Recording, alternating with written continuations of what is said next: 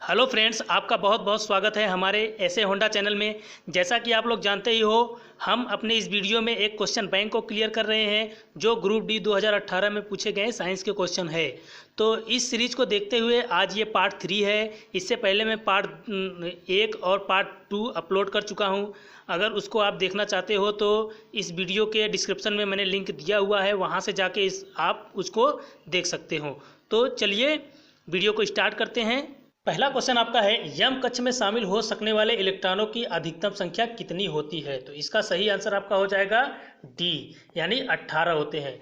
तो कक्ष में इलेक्ट्रॉनों की संख्या निकालने के लिए एक फार्मूला है, इसको आप ध्यान में रखिए। जैसे आपका होता है 2n स्क्वायर, 2n स्क्वायर जैसे आपका कक्ष हो गए, आपके ये कक्ष हो गए के, यल और यम, ये आपके कक्ष हैं। तो ये आपके कक्ष हैं। जैसे के में अगर के सेल के इलेक्ट्रॉनों की संख्या हम निकालेंगे तो यन बराबर हम क्या रखेंगे? 1 रखेंगे। और यल के लिए अगर हम निकाल रहे हैं तो यन बराबर हम क्या रखेंगे? 2 रखेंगे। और यम के लिए अगर हम निकाल रहे हैं तो यन बराबर हमारा 3 रखेंगे। तो हमको क्या बोला है? यम के लिए बोला है, यम कक्ष के लिए बोला है। तो हम इलेक्ट्रॉनों की संख्या यहाँ पे 3 रखेंगे यन के स्थान पे। तो 2 × 3 पे पावर 2 हो गया, 3 3 का 9 दूना 18 हो जाएगा। इसीलिए अगर के कक्षक में पूछता तो के के लिए 1 लिखते हैं तो इसमें 2 होगा, और यम के लिए पूछता तो इसमें 2 रखते हैं तो 2 दूना 4 दूना 8 होता है। यम कक्ष में 8 होता, और के लिए हमारा पूछता 2 होता। तो इसमें यम कक्ष के लिए पूछा है तो इसलिए इसका आंसर हो जाएगा डी, यानी 18 होते हैं। चलिए अगले क्वेश्चन की तरफ चलते हैं। अगला क्वेश्चन हमारा है, टेकीग्लोसस डैश के बीच संयोजन कड़ी है। तो इसका सही आंसर आपका हो जाएगा सरीसृपों और स्तनधारियों, यानी रेप्टाइल्स एंड मेमल्स के बीच ये जो है टेकीग्लोसस, ये एक कड़ी है। इसमें दोनों की प्रॉपर्टी पाए जाते हैं। आपका उभयचर क्या है? यानी उभयचर यानी एम्फीबिया, जैसे आपका ये लंग के सहारे और स्किन के सहारे दोनों से अपना सांस लेते हैं, इसलिए इसको उभयचर बोलते हैं। और ये क्या है? जैसे आपके मेढक हो गए, सरीसृप यानी रेप्टाइल्स आपके जो रेंगने वाले हैं, जैसे सांप हो गया, आपका छिपकली हो गई, ये सब आपके होंगे। और स्तनधारी जैसे बच्चे को जन्म देते हैं, मेमल्स हो गए, ये आपके स्तनधारी। कुछ महत्वपूर्ण आपके कड़ी है, उसको भी याद रखिए आप, ये बहुत ही इंपॉर्टेंट है। जैसे आपका हो गया पेरीपेट्स, पेरीपेट्स ये आपके आर्थ्रोपोडा और एनिलिडा से संबंधित है। ये आर्थ्रोपोडा में आपके जैसे आपके हो गए 4 पैर वाले, 6 पैर वाले, ये जो भी है, जैसे आपके हो गए मच्छर हो गया, मक्खी हो गई, ये आर्थ्रोपोडा है। और एनिलिडा जैसे आपके हो गए जोक हो गया और केचुआ हो गया, ये आपके एनिलिडा में आते हैं। और इन सब के बीच की कड़ी है पेरीपेट्स आपका, नियोपिलाइना आपका है आर्थ्रोपोडा और मोलस के बीच। मोलस क्या होते हैं? जो आपके कठोर होते हैं, इनके कवच जैसे घोंघा हो गया। और ये आपके क्या है? ये आपके नियोपिलाइना, इनके बीच की कड़ी है। तो ये दोनों को प्रॉपर्टी रखते हैं, वही इनके बीच की कड़ी है। आर्कियोप्टेरिस क्या है? ये रेप्टाइल्स और बर्ड के बीच है। रेप्टाइल्स आपके जो रेंगने वाले हैं, जैसे लेजर्ट हो गया, आपके टर्टल हो गए, और आपके हो गए स्नैक हो गए, सांप हो गया, कछुआ हो गया, ये सब आपके क्या है? रेंगने वाले हैं। तो इन दोनों को प्रॉपर्टी को रखता है आर्कियोप्टेरिस। तो आगे है आपका यूग्लिना। यूग्लिना आपका एनिमल्स और प्लांट के बीच की कड़ी है आपका, यानी पादप और जंतु जगत के बीच की कड़ी है आपका। ये दोनों की प्रॉपर्टी को रखता है। जीवाणु आपका निर्जीव और सजीव के बीच की कड़ी है। लिविंग और नॉन लिविंग के बीच की कड़ी है। चलिए आगे चलते हैं। अगला क्वेश्चन आपका हो गया, ऋणात्मक त्वरण का अर्थ है। इसका सही आंसर हो जाएगा आपका मंदन।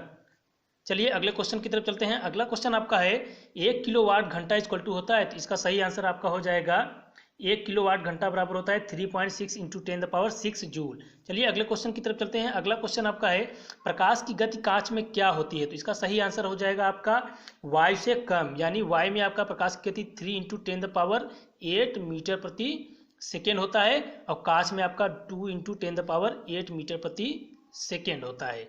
तो इसलिए कांच में जो होती है वायु से कम होती है लाइट की स्पीड। विभिन्न माध्यम में प्रकाश की चाल, निर्वात में प्रकाश की चाल आपका है 3.00 × 10⁸ मीटर प्रति सेकेंड है, और जल का पीएच मान आपका है 2.25 × 10⁸ मीटर प्रति सेकेंड है। कांच का पीएच मान आपका है 2 × 10⁸ मीटर प्रति सेकेंड है। रॉक साल्ट का पीएच मान है 1.96 × 10⁸ मीटर प्रति सेकेंड है। तारपीन तेल का पीएच मान आपका है 2.04 × 10⁸ मीटर प्रति सेकेंड है, और नायलॉन का आपका है 1.96 × 10⁸ मीटर प्रति सेकेंड है। ये भी बहुत इंपॉर्टेंट है, इसको भी आप ध्यान में रखिए।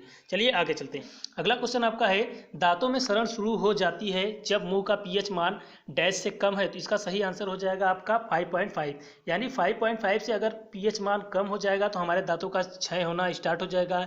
और वर्षा अम्लीय कब होता है? जब 5.5 उसका पीएच मान कम हो जाता है। हमारे शरीर का पीएच मान जो होता है 7 से लेकर 7.8 परास के बीच में होता है, परास के बीच में होता है, इसको भी याद रखिए।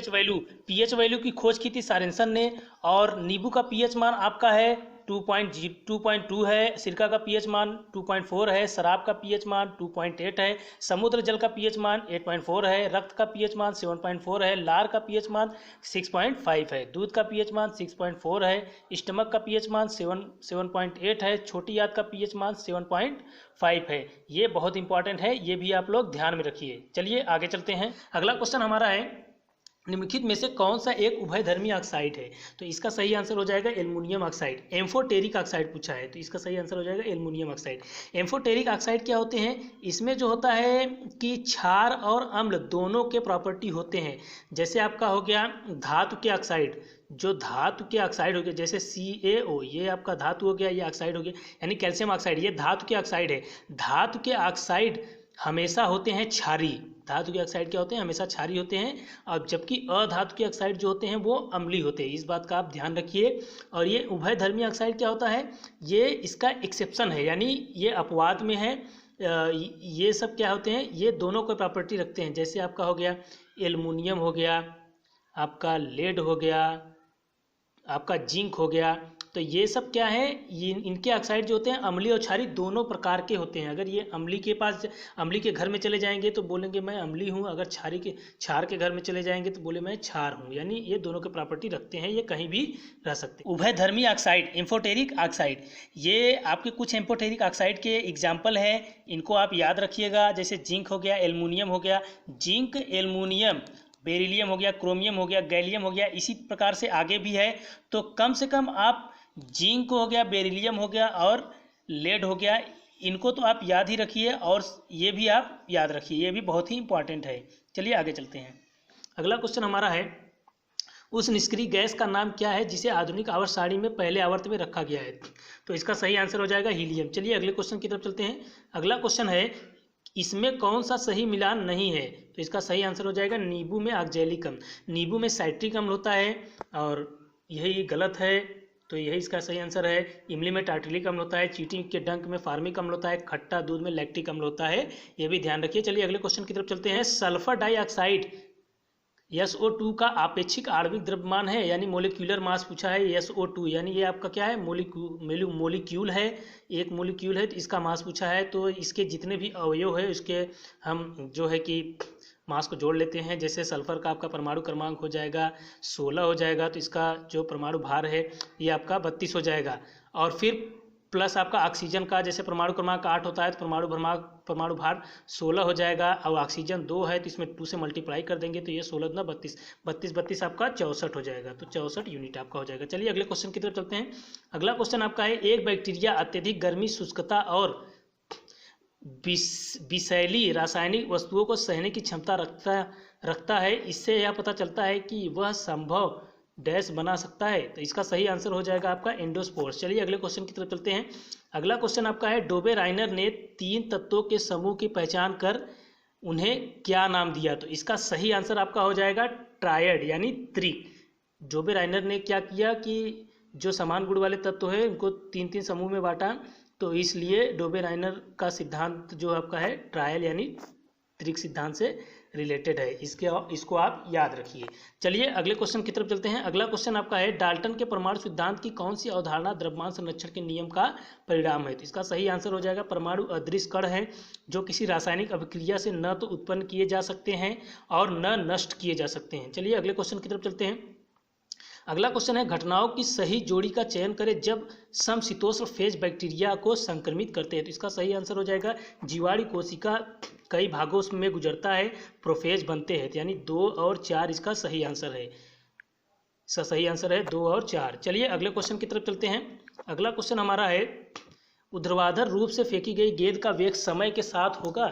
तो इसका सही आंसर हो जाएगा ऊपर की ओर धनात्मक होगा। चलिए अगले क्वेश्चन की तरफ चलते हैं। अगला क्वेश्चन है एक वस्तु का द्रव्यमान 10 किलोग्राम है, पृथ्वी पर इसका भार क्या होगा? यानी आपका G बराबर दिया हुआ है यहाँ पे, त्वरण आपका दिया हुआ है 9.8 मीटर प्रति सेकेंड स्क्वायर आपका दिया हुआ है, और इसका द्रव्यमान जो मास दिया हुआ है, तो एक फार्मूला होता है वेट यानी भार बराबर होता है mg, W बराबर mg होता है। तो m का मान दिया है 10 किलोग्राम दिया है, और g का मान 9.8 मीटर प्रति सेकेंड स्क्वायर दिया है। इसको हम मल्टीप्लाई करेंगे तो इसका सही आंसर आ जाएगा 98 न्यूटन। चलिए अगले क्वेश्चन की तरफ चलते हैं। अगला क्वेश्चन है, एक उत्तल लेंस की फोकस लंबाई होती है, उत्तल लेंस का है इसलिए धनात्मक हो जाएगा, अवतल कहता तो ऋणात्मक होता। चलिए अगले क्वेश्चन की तरफ चलते हैं। अगला क्वेश्चन है आपका, घर्षण बल द्वारा किया गया कार्य हमेशा ऋणात्मक होता है। चलिए अगले क्वेश्चन की तरफ चलते हैं। अगला क्वेश्चन है, निम्नलिखित में से कौन सा एक वस्तु पर लागू संतुलित बल का प्रभाव है। इसका सही आंसर हो जाएगा एक वस्तु की आकृति में परिवर्तन। चलिए अगले क्वेश्चन की तरफ चलते हैं। अगला क्वेश्चन है, अम्ल के संबंध में निम्न में से कौन सा कथन गलत है। तो इसका सही आंसर आपका हो जाएगा, अम्ल क्षार से अपक्रिया कर लवण में वृद्धि करते हैं, जिसे अपघटन अपक्रिया कहा जाता है। तो अपघटन अपक्रिया क्या होता है कि जो आपके रिएक्ट साइड होते हैं वो प्रोडक्ट जब बनता है तो उसमें क्या होते हैं, ये टूट जाते हैं। राय अम्ल धातु ऑक्साइड से अपक्रिया कर लवण और जल बनाते हैं, यानी जो आपका एसिड होता है वो धातु ऑक्साइड यानी धातु के ऑक्साइड जो होते हैं क्षारी होते हैं, तो अम्ल और क्षार से अपक्रिया कर क्या करता है, लवण और जल बनाता है, ये सही है। अम्ल सक्रिय धातु से अपक्रिया कर हाइड्रोजन गैस निकालता है, ये भी सही है। और आपका अम्ल धातु कार्बोनेट और हाइड्रोजन कार्बोनेट से अपक्रिया कर कार्बन डाइऑक्साइड निकालते हैं, ये भी आपका सही। इंपॉर्टेंट आपके रिएक्शन है उसको हम देख लेते हैं। जैसे आपका हो गया मेटल यानी धातु, जो धातु है आपका वाटर और एसिड, अगर इन दोनों में से किसी से भी आपका क्रिया करता है तो उस समय आपका सॉल्ट बनेगा और हाइड्रोजन गैस आपकी रिलीज होगी, यानी कि लवण और हाइड्रोजन गैस आपका बनेगा। यानी धातु जो है वाटर या फिर एसिड से क्रिया करती है तो आपका जो है कि लवण और हाइड्रोजन गैस रिलीज होगी। यानी इस साइड आपका जो रहता है वो आपका होता है रिएक्टिव यानी कि अभिकारक होता है, इस साइड जो बनता है आपका ये पड़ता है आपका प्रोडक्ट बनता है यानी उत्पाद बनते हैं। अब मेटल ऑक्साइड है, यानी मेटल ऑक्साइड जो धातु के ऑक्साइड होते हैं वो आपके क्षारी होते हैं, इसको आप ध्यान रखिएगा। जैसे आपका हो गया कैल्शियम ऑक्साइड, ये आपका धातु है, ये आपका ऑक्साइड है। यानी कैल्शियम के ऑक्साइड जो है आपका, कैल्शियम तो धातु है लेकिन कैल्शियम के ऑक्साइड आपके क्षारी होंगे, ये क्या होंगे आपके क्षारी होंगे। और ये जो आपका है एसिड से अगर ये रिएक्ट करता है यानी क्रिया करता है तो उस समय आपका बनता है सॉल्ट, यानी कि लवण बनेगा और वाटर बनेगा, ये आप ध्यान रखिए। और मेटल के ऑक्साइड जो होते हैं क्षारी होते हैं, जबकि नॉन मेटल यानी आपके अधातु के ऑक्साइड जो होते हैं वो अम्लीय होते हैं। धातु के ऑक्साइड क्षारी होते हैं, अधातु के ऑक्साइड आपके अम्लीय होते हैं। अब मेटल यानी मेटल धातु कार्बोनेट बाइकार्बोनेट, जो आपका अगर एसिड से ये क्रिया करता है तो उस समय सॉल्ट बनता है, कार्बन डाइऑक्साइड रिलीज होती है और वाटर बनता है। अब मेटल कार्बोनेट बाइकार्बोनेट क्या है, जैसे कैल्शियम CaCO3 यानी कैल्शियम कार्बोनेट, यानी ये धातु हो गया आपका, ये कार्बोनेट है तो ये आपके कार्बोनेट है। बाइकार्बोनेट आपका हो गया, जैसे आपका हो गया NaHCO3, ये आपका बाइकार्बोनेट है। तो अगर ये आपके मेटल कार्बोनेट बाइकार्बोनेट एसिड से आपका क्रिया करता है तो साल्ट और वाटर बनता है। जैसे आपका कुछ है, जैसे आपका ये आपका एरो है, अगर ऊपर की तरफ आपका एरो है तो समझ लो ये गैस को रिलीज कर रहा है, यानी गैस निकल रहा है वो दिखा रहा है। अगर नीचे आपका है तो ये ठोस माध्यम में है आपका। अब जैसे आपका अगर ये डेल्टा का चिन्ह बना हुआ है तो ये समझ लो हीट को प्रदर्शित करता है। और अगर इस तरीके से एरो बना है, जिस साइड एरो है उस साइड का क्या होगा आपका, ये प्रोडक्ट होगा। तो ये बहुत ही इंपॉर्टेंट है, ये कुछ रिएक्शन है, इसको आप याद रखिए। चलिए आगे चलते हैं। अगला क्वेश्चन है, विद्युत प्रतिरोधकता की SI इकाई डैश है, यानी स्पेसिफिक रेजिस्टेंस का मात्रक पूछा है तो ओम मीटर है। चलिए अगले क्वेश्चन की तरफ चलते हैं। अगला क्वेश्चन आपका है, पाचन के बाद कार्बोहाइड्रेट को परिवर्तित कर दिया जाता है तो ग्लूकोज में परिवर्तित कर दिया जाता है। अब ग्लाइकोजन क्या है, ये ग्लूकोज को ग्लाइकोजन में चेंज करता है आपका लीवर, ये भी आप ध्यान रखिए, ये भी बहुत इंपॉर्टेंट है। चलिए अगले क्वेश्चन की तरफ चलते हैं। अगला क्वेश्चन है आपका, SO2 सल्फर डाइऑक्साइड के 0.6 मोल में सल्फर के कितने परमाणु मौजूद है। तो इसका सही आंसर हो जाएगा 3.613 × 10⁻23।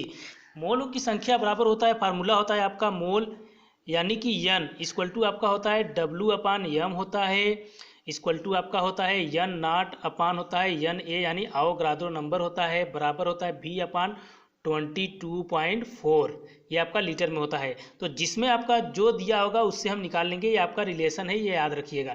तो मोलों की संख्या हमको इतना दिया है तो यहाँ पे रखेंगे 0.6 रखेंगे, उसके बाद लिखेंगे ये आपका होता है, ये आपका भार होता है, यानी ये आपका भार होता है जो भी ग्राम में दिया रहता है। नीचे आपका होता है अणु भार होता है, ये नंबर आप कण यानी एटम्स परमाणु संख्या अणु की संख्या होती है n नॉट, और नंबर ऑफ एवोगाड्रो होता है, यानी नंबर ऑफ एवोगाड्रो होता है आपका 6.022 इंटू 10⁻23 होता है, और ये बाकी आपके वैल्यू में दिया रहता है। तो हम इसको रख लेते हैं। तो मोलों की संख्या आपका n नॉट अपान हो गया Na। तो n बराबर हमको दिया है 6 दिया है बराबर। अब कितने परमाणु मौजूद है, एटम की संख्या पूछ रहा है, तो यहाँ पे हम x रख देते हैं मान लो, और यहाँ पे Na यानी एवोगाड्रो नंबर आपको रख देते हैं 6.022 इंटू 10⁻23। तो इससे यहाँ पे हम मल्टीप्लाई कर देंगे तो छछहा के आपका 36 हो जाएगा। 6 में 6 का मल्टीप्लाई करेंगे 36 हो जाएगा। तो ये मैच यही कर रहा है। तो इसमें क्या है, आपके दशमलव जो लगे हुए हैं यहाँ पे लगा देंगे, तो अगर मल्टीप्लाई कर देंगे तो यही इसका आंसर हो जाएगा। चलिए आगे चलते हैं। अगला क्वेश्चन आपका है C12H22O11 का रासायनिक सूत्र है, इसका सही आंसर हो जाएगा लैक्टोज। चलिए अगले क्वेश्चन की तरफ चलते हैं। अगला क्वेश्चन आपका है निम्नलिखित में से किस पौधे को ब्रायोफाइटा के वर्ग में शामिल किया गया है, तो इसका सही आंसर हो जाएगा रिक्सिया। चलिए अगले क्वेश्चन की तरफ चलते हैं।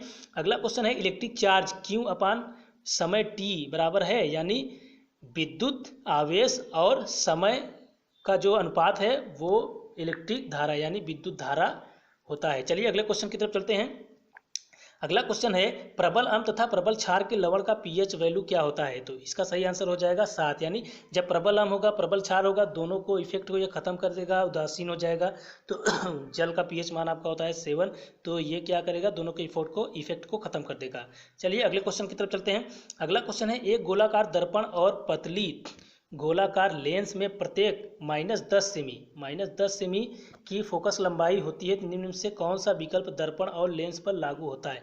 यानी अगर -10 सेमी फोकस लंबाई दिया है तो अवतल दर्पण जो होते हैं -10 यानी निगेटिव होते हैं, तो ये दोनों क्या है, अवतल दर्पण, दोनों अवतल होंगे, या दर्पण हो या आपका लेंस हो, दोनों क्या होंगे, अवतल होंगे। चलिए अगले क्वेश्चन की तरफ चलते हैं।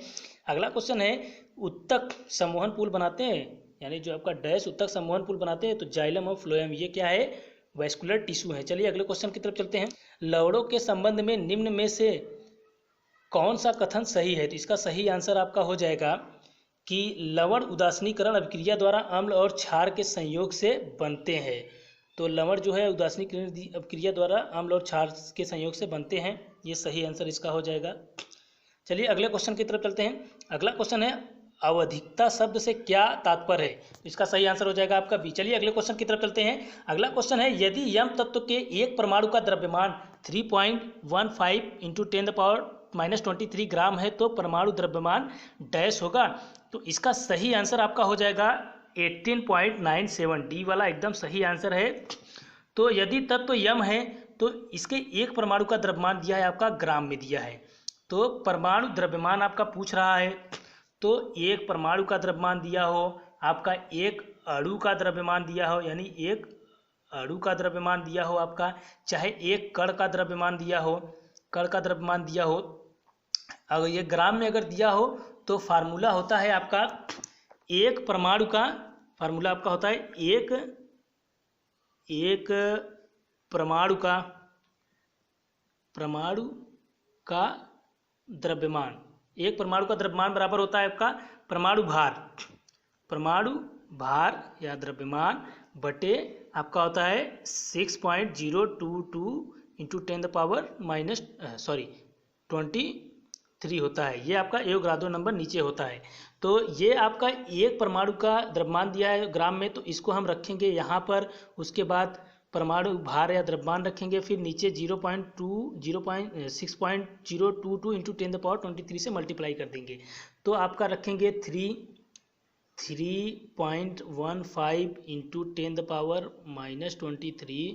आपका परमाणु द्रव्यमान हम कुछ मान लेते हैं, बराबर आपका हो गया, नीचे एवोगाड्रो नंबर रख देंगे आपका 6.022 इंटू 10⁻23। तो इसका इसमें मल्टीप्लाई अगर हम कर देंगे तो इसका आंसर आ जाएगा 18.97। चलिए ये आपके बहुत ही महत्वपूर्ण कुछ फार्मूले हैं, इसको आप ध्यान में रखिए। जैसे आपका हो गया एक परमाणु का द्रव्यमान, एक परमाणु का द्रव्यमान इक्वल टू होता है परमाणु भार बटे 6.022 इंटू 10⁻23। आपके क्या है ये आपके इसको कहते हैं एवोगाड्रो नंबर, यानी आपके एवोगाड्रो नंबर है तो ये आपके फार्मूला है, इसको आप याद रखिए। एक परमाणु का द्रव्यमान अगर आपको दिया है, ग्राम में दिया है, तो वहाँ पे आप ये रखिए। परमाणु भार अगर पूछ रहा है तो इसकी जगह पे आप कुछ भी मान लीजिए एक्स वाई, और उसके बाद इस पे रख के आप निकाल सकते हैं। और आपको आगे भी दे सकता है। एक अणु का द्रव्यमान अगर आपका दिया, एक अणु का द्रव्यमान दिया है, तो अणु भार आप ऊपर रखिए और नीचे आप 6.022 इंटू 10⁻23, तो इससे आप निकाल सकते हैं। एक कण का द्रव्यमान दिया है ग्राम में, तो उसको आप रख के इससे निकाल सकते हैं। तो ये बहुत ही इंपॉर्टेंट फार्मूला है, इसको आप याद रखें। जो ये वाला सवाल था इसी पे रिलेटेड था। चलिए आगे चलते हैं। ये आपके जो है कि फार्मूला है, मोल के ऊपर फार्मूला है। तो ये आपका होता है जैसे डब्लू अपान आपका यम होता है। डब्लू आपका क्या है, ये आपका भार है, और नीचे वाला आपका है अणु भार है। ये आपका अणु भार है। तो अणु जो भी आपके हैं मोल, और ये नंबर्स आप जैसे आपका हो गया कण, जैसे आपका हो गया कण हो गया, जैसे परमाणु की आपका परमाणु की संख्या दिया है, अणु की संख्या, कण दिया है, तो नीचे आपका क्या है, ये यहाँ पे ये आपको प्रदर्शित करता है। नीचे आयोग्रादो नंबर है, आयोग्रादो यानी 6.022 इंटू 10⁻23। तो ये इसको आपको ये प्रदर्शित करता है। और बाकी अगर वॉल्यूम में आपका दिया है, अगर आयतन दिया है, तो इससे हम लीटर में ये आप निकाल सकते हैं। तो ये फार्मूला आपका बहुत ही इंपॉर्टेंट है, इसको आप याद रखिए। इससे कई सारे क्वेश्चन हल हो जाएंगे। ये बहुत ही वेरी IMP है। चलिए अगले क्वेश्चन की तरफ चलते हैं। अगला क्वेश्चन आपका है 4.5 किलोवाट घंटा इक्वल टू होता है। तो 4.5 किलोवाट घंटा इक्वल टू होता है। तो ये आपका होता है, जैसा कि आप जानते हैं, 1 किलोवाट घंटा इक्वल टू आपका होता है 3.6 इंटू 10⁻6 जूल। तो इससे हम मल्टीप्लाई कर देंगे तो इसमें, तो इसका सही आंसर हो जाएगा 16.2 इंटू 10⁻6 जूल। चलिए अगले क्वेश्चन की तरफ चलते हैं। अगला क्वेश्चन आपका है, एक टकराव में डैश हमेशा की बचत की जाती है। तो इसका सही आंसर हो जाएगा संवेग, यानी P इक्वल टू आपका होता है mv, यानी मोमेंटम आपका होता है मास और जो आपका होता है वेलोसिटी होता है। तो हमेशा क्या होता है, टकराव में मोमेंटम कंजर्व रहता है, यानी संवेग संरक्षण रहता है। चलिए अगले क्वेश्चन की तरफ चलते हैं। अगला क्वेश्चन है 4.2 किलोवाट घंटा में क्या होता है। तो 4.2 में आपका 3.6 इंटू 10⁻6 जूल से आप मल्टीप्लाई कर देंगे, तो इसका सही आंसर हो जाएगा आपका 15.12 इंटू 10⁻6 जूल हो जाएगा। चलिए अगले क्वेश्चन की तरफ चलते हैं।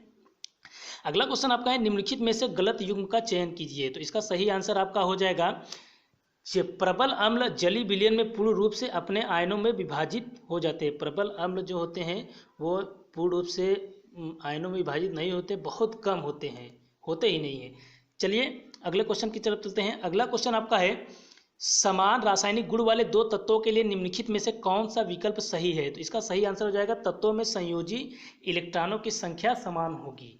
तो इसको भी थोड़ा देख लेते हैं। जैसे कोई भी ग्रुप के आप तत्व ले लीजिए, तो जो ग्रुप के तत्व होते हैं उनमें क्या होते हैं, संयोजी इलेक्ट्रॉनों की संख्या समान होती है। जैसे हम ग्रुप 1 के तत्व लेते हैं, ग्रुप 1 के तत्व ले लेते हैं, जैसे हाइड्रोजन हो गया, लिथियम हो गया, सोडियम हो गया, पोटेशियम हो गया। तो ये सब क्या है, ये ग्रुप 1 के तत्व है। तो अगर हम हाइड्रोजन की बात करें तो इसके भी लास्ट जो आपका है, लास्ट सेल में इलेक्ट्रॉनों की संख्या 1 होगी, तो इसकी वैलेंसी क्या होगी, ये 1 होगी। इसको 1 इलेक्ट्रॉन की आवश्यकता है, तो उसकी संयोजी इलेक्ट्रॉन 1 हो जाएगी। आपका हीलियम की, अगर लिथियम की बात करें तो लिथियम का आपका होता है 3 होता है। अगर लिथियम की बात करें तो लिथियम का आपका क्या होता है, 3 होता है। तो 3 का आप अब बाहु ला के अनुसार अगर इलेक्ट्रॉनिक विन्यास करेंगे तो 2 और 1 होगा। तो इसमें भी लास्ट सेल में क्या है, 1 इलेक्ट्रॉन है, तो इसकी भी वैलेंसी क्या हो गई, 1 हो गई। चलिए, और अगर हम सोडियम की बात कर ले, इसी प्रकार ये ग्रुप 1 के ही तत्व है। तो सोडियम की बात कर ले, सोडियम का 11 होता है, तो इसका इलेक्ट्रॉनिक विन्यास करेंगे तो 2, 8, 1 हो जाएगा। इसमें भी लास्ट में क्या है, 1 इलेक्ट्रॉन है, तो इसकी भी वैलेंसी क्या है, आपका 1 है, यानी संयोजी इलेक्ट्रॉनों की संख्या समान होगी। तो यही किसी भी वर्ग का आप ले लीजिए, आप अगर ग्रुप 2 का लेते हैं तो उसमें संयोजी इलेक्ट्रॉनों की संख्या 2 होगी। तो इस तरीके से जो है कि तत्वों में संयोजी इलेक्ट्रॉनों की संख्या ग्रुप में समान होती है। अगला क्वेश्चन आपका है, रेगिस्तान पौधों की बाह्य त्वचा एपिडर्मिस में डैश की एक मोटी परत होती है, तो इसका सही आंसर आपका हो जाएगा क्यूटीन। सेलुलोज क्या है? सेलुलोज जो होता है प्लांट का जो बाहरी पोर्शन होता है, आपका पार्ट होता है, वो बना होता है। लेग्रीन क्या होता है? जैसे आपका प्लांट टिश्यू में सिंपल टिश्यू के अंतर्गत एक स्क्लेरेनकाइमा आता है, जो आपके मृतक कोश क्या होती है, डेड सेल होते हैं, वो बहुत कठोर होते हैं, वो लिग्रीन के ही बने होते हैं। चलिए अगले क्वेश्चन की तरफ चलते हैं। अगला क्वेश्चन आपका है, एक अचल स्थिति से शुरू साइकिल द्वारा 30 सेकेंड में 60 मीटर प्रति सेकेंड की गति पकड़ती है, तो साइकिल से त्वरण की गणना करें। तो इसका जो फार्मूला आपका होता है त्वरण का, आपका ए इक्वल टू होता है v minus you upon T होता है। तो v आपका दिया हुआ है, u अचल है तो इसको जीरो रखेंगे, तो आपका 60 है माइनस जीरो अपान टी आपका दिया है 30 सेकेंड, तो 3 कर देंगे 60 में, तो ये 2 टाइम जाएगा, तो इसका सही आंसर होगा 2। चलिए अगले क्वेश्चन की तरफ चलते हैं। अगला क्वेश्चन आपका है, परागकण के बाद डैश होता है, तो इसका सही आंसर हो जाएगा उर्वरण। चलिए अगले क्वेश्चन की तरफ चलते हैं। अगला क्वेश्चन है, जब मेंस मुख्य तार से ली गई विद्युत धारा 20 एम्पीयर से अधिक हो तो अति तापन होकर आग लग सकती है, इसे क्या कहा जाता है? इसका सही आंसर हो जाएगा अति भारण। चलिए अगले क्वेश्चन की तरफ चलते हैं। अगला क्वेश्चन आपका है, विद्युत मोटर के संबंध में निम्नलिखित में से कौन सा कथन गलत है? तो इसका सही आंसर आपका हो जाएगा, विद्युत मोटर केवल दृष्टि धारा द्वारा संचालित होते हैं। चलिए अगले क्वेश्चन की तरफ चलते हैं। अगला क्वेश्चन आपका है, निम्न में से किस प्रकार के जानवरों की आंत सबसे लंबी होती है? तो शाकाहारी में जो आंत होते हैं वो लंबी होती है। चलिए अगले क्वेश्चन की तरफ चलते हैं। अगला क्वेश्चन आपका है, परमाणु त्रिज्या की गणना जो है आपका डैश में की जाती है, इसका सही आंसर हो जाएगा नैनोमीटर में। चलिए अगले क्वेश्चन की तरफ चलते हैं। अगला क्वेश्चन आपका है, आवर्त सारणी का सर्वाधिक विद्युत ऋणात्मक तत्व है, तो इसका सही आंसर हो जाएगा फ्लोरीन। फ्लोरीन आपका जो है सबसे ज़्यादा ऋणात्मक है। और क्लोरीन की बात करें तो जो इलेक्ट्रॉन बंधुता सबसे ज़्यादा है, इलेक्ट्रॉन को जो प्यार जो है सबसे ज़्यादा क्लोरीन से ही है, इसको बांध के रखने की क्षमता सबसे ज़्यादा क्लोरीन की है। और ब्रोमीन आप जानते ही हो, ये आपका अधातु है जो द्रवस्था में पाया जाता है। चलिए अगले क्वेश्चन की तरफ चलते हैं। अगला क्वेश्चन है, यदि किसी गतिमान पिंड की चाल 2 गुनी कर दी जाए तो इसका संवेग 2 गुना हो जाएगा, यानी p इक्वल टू होता है mv। तो ये क्या है कि अगर हम इसके वेग को 2 गुना कर दे जाए तो मोमेंटम भी क्या होगा, 2 गुना हो जाएगा। चलिए अगले क्वेश्चन की तरफ चलते हैं। अगला क्वेश्चन है, उस शब्द का चयन करें जो तीसरे शब्द से ठीक उसी तरह संबंधित है जिस प्रकार दूसरा शब्द पहले शब्द से संबंधित है। इसका सही आंसर हो जाएगा आपका, जैसे स्टील आपका है अयस्क है, स्टील लौह अयस्क है आपका, और एल्युमिनियम आपका है बॉक्साइट। बाकी लिमोनाइट, हेमाटाइट ये आपके लोहे के अयस्क है, क्रोमाइट आपका क्रोमियम का है। चलिए अगले क्वेश्चन की तरफ चलते हैं। अगला क्वेश्चन आपका है, कैल्शियम ऑक्साइड प्लस जल जब क्रिया करते हैं तो कैल्शियम हाइड्रोक्साइड का निर्माण होता है। तो ये रिएक्शन किस टाइप का है? ये संयोजन रिएक्शन है। जो आपके रिएक्शन होते हैं वो आपके कई टाइप्स के होते हैं। जैसे संयोजन हो गया तो इसमें क्या होगा, प्रोडक्ट जो बनेगा वो सिंगल बनेगा, यानी इसके बाद कुछ नहीं बनेगा, यही बनेगा आपका। और बाकी विस्थापन अपक्रिया क्या होता है? विस्थापन अपक्रिया में आपके जो होते हैं, जो विद्युत रासायनिक श्रेणी है, उसमें जो ऊपर वाला तत्व होता है वो काफ़ी सक्रिय होता है, नीचे वाले को विस्थापित कर देता है। तो ये आपके विस्थापन अपक्रिया है। और अपघटन अपक्रिया क्या है? जो अपघटन आपके अपक्रिया है वो जैसे ये इसको वियोजन भी करते हैं, यानी डीकम्पोजिशन जो आपका है ये आपके मेनली 3 पार्ट में डिवाइड है। और इसको जैसे आपका हो गया उसमें वियोजन एक होता है, और एक आपका होता है विद्युत अपघटनी वियोजन हो गया, और एक आपका हो गया प्रकाशी वियोजन हो गया। अगर हम लाइट दे के अगर हम वियोजन कर रहे हैं, अपघटन कर रहे हैं, तो वो उसमें भी प्रकाशी वियोजन कहलाएगा, प्रकाशी अपघटन कहलाएगा। अगर हम उष्मा दे के कर रहे हैं हीट, तो ये उसमें वियोजन कहलाएगा। अगर उसके बाद अगर प्रकाश उसका हम अगर विद्युत अगर करंट हम दे रहे हैं तो ये क्या कहलाएगा हमारा, वो विद्युत अपघटन कराएगा। और दोगुना विस्थापन यानी दोहरा विस्थापन, तो दोहरे विस्थापन में क्या है, इसमें आयन का आदान प्रदान होता है।